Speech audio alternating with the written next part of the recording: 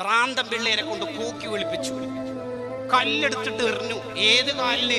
സ്വർഗ്ഗം ഉദ്ഘാടനം ചെയ്യേണ്ട കാലിന്. സ്വർഗ്ഗം ഉദ്ഘാടനം ചെയ്യേണ്ട കാലിന് കല്ലേറ്റിട്ടുണ്ടെങ്കിൽ അതിന്റെ പിന്നിൽ സ്വർഗം.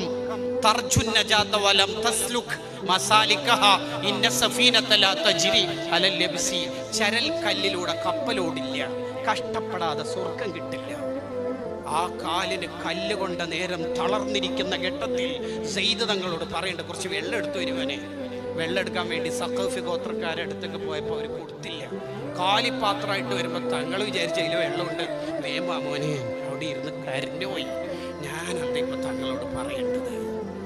അപ്പോഴാണ് അവർക്ക് തന്നെ ഒരു വിഷമം തോന്നി ശത്രുക്കൾക്ക്.